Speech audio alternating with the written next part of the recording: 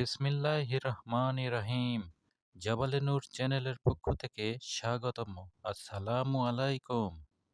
সম্মানিত দিনদার ভাই বোন বন্ধুরা, শত্রু দমনের জন্য শত্রু ধ্বংস করার আরও একটি আমল নিয়ে আজকে হাজির হয়েছি। আশা করি ভিডিওটির শেষ পর্যন্ত সাথে থাকবেন, সেই সাথে লাইক কমেন্ট শেয়ার করবেন। সম্মানিত দিনদার ভাই বোন বন্ধুরা, শত্রুকে ক্ষমা করে দেওয়া একটি ভালো গুণ, কিন্তু আমাদের এমন কিছু শত্রু থাকে যাদের বারবার ক্ষমা করে দেওয়া সত্ত্বেও পুনরায় আবার ক্ষতি করতে আসে। এই সকল শত্রুকে দমন করার জন্য আজকের এই আমল খুবই কার্যকর ও পরীক্ষিত। এই আমলটি কিভাবে করবেন, কখন করবেন, নিয়ম বলে দিচ্ছি। তার আগে একটি কথা বলে নেই, আমাদের এই চ্যানেলটি এখনও সাবস্ক্রাইব করা না হয়ে থাকলে এখনই সাবস্ক্রাইব করে নিন, সেই সাথে লাইক কমেন্ট শেয়ার করবেন। সাদা কাগজে লাল কালি দিয়ে স্ক্রিনে দেখানো এই নকশাটি লিখবেন।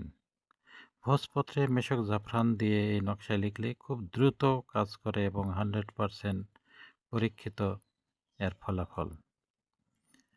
স্ক্রিনে দেখানো এই নকশাটি লিখবেন। লেখার পর নকশার নিচে শত্রু ও তার মায়ের নাম লিখবেন। নকশা লেখা হলে যে কোনো অন্ধকার ঘরে বা ঘরের অন্ধকার স্থানে রেখে দেবেন। আজকের এই আমলটি নেওয়া হয়েছে শত্রু ধ্বংসের ভয়ঙ্কর আমল প্রথম খণ্ড কিতাব থেকে। এই কিতাবটি সহ আমাদের প্রকাশিত শত্রু ধ্বংসের কিতাবগুলো সংগ্রহ করতে চাইলে আমাদের সাথে হোয়াটসঅ্যাপ বা মোবাইলে যোগাযোগ করে কিতাবগুলি সংগ্রহ করতে পারেন। সম্মানিত দিনদার ভাই বোন বন্ধুরা, এই নকশাটি ভালোভাবে লেখার পর আপনি অন্ধকার ঘরের যে কোনো স্থানে, যেখানে অন্ধকার, ঘরের কোণে যেখানে অন্ধকার রয়েছে, সেখানে আপনি রেখে দিবেন। যতদিন এই নকশা থাকবে ততদিন শত্রু ঘুমাতে পারবে না।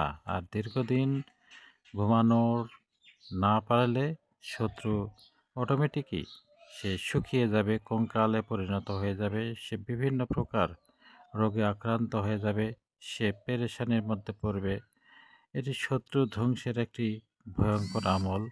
এই আমলটি কখনোই অন্যায় অসৎ উদ্দেশ্যে কাউকে কষ্ট দেওয়ার জন্য এই আমলটি করবেন না। শত্রু দীর্ঘদিন ধরে আর ঘুমাতেই পারবে না এই আমলটি একবার করলে। এই আমলটি খুবই মারাত্মক একটি আমল।